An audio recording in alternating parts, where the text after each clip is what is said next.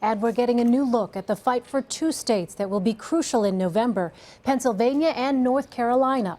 Both are considered essential for Donald Trump if he wants to win the White House. Let's bring in our CBS News elections director, Anthony Salvanto. He's in our Washington bureau. And Anthony, you have new numbers in Pennsylvania and North Carolina. What does the race look like there?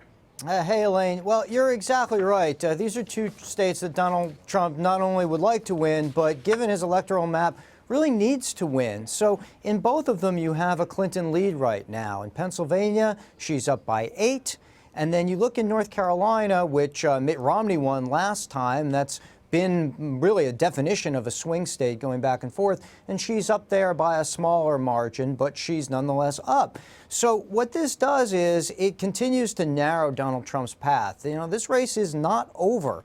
But if he's going to get back in it, he's going to have to flip at least those two states back, as well as a number of others, Elaine. And on that point, Anthony, let's zoom out. You've been tracking 13 states that will be crucial on Election Day. What does that map look like now?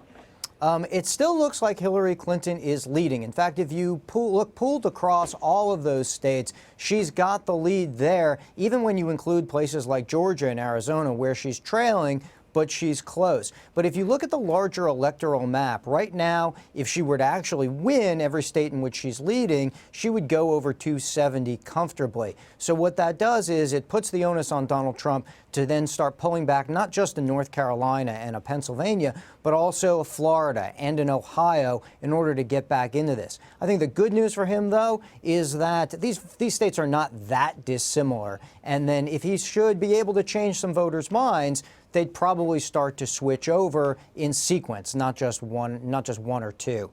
So Hillary Clinton is leading, but what hesitations do voters still have?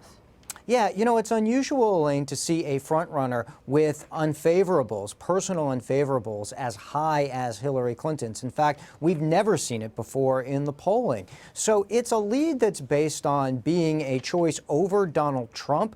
But what's happened is that many voters now say they feel like they are settling. They're settling on a choice among a couple of candidates that they don't really like. And so the question going forward as we kind of kick off here on Labor Day is, does that introduce an uncertainty into the race? Right now, voters say that they're decided, but at this point, they don't look convinced. And they certainly don't look enthusiastic. And that may be an issue going forward, Elaine.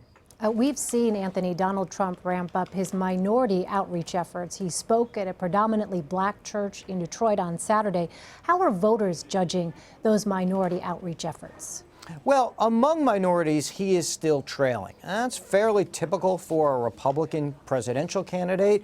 If he were to be able to cut into Clinton's lead, that could help him in some of these swing states. But I think the larger issue here may be trying to broaden his appeal, pull back some of those moderate Republicans who heretofore have not been with him. What they say in the polling is that some of them are reticent because they don't like the language that Donald Trump has been using thus far. So if he were to broaden his appeal, you know, the strategy might be to try to pull those moderate Republicans back in. And if he could do that, that would then help him shore up his base and sort of get back into this race. Having said that, Elaine, it's interesting, in this sort of skeptical partisan era, voters feel that when both sides, both Democrats and Republicans, reach out to minority groups, it's more just to get their votes than it is to try to help them. They believe that of Hillary Clinton when she does it. They believe that of Donald Trump when he does it. So you have to not just win those votes, you have to get past the cynicism inherently in the electorate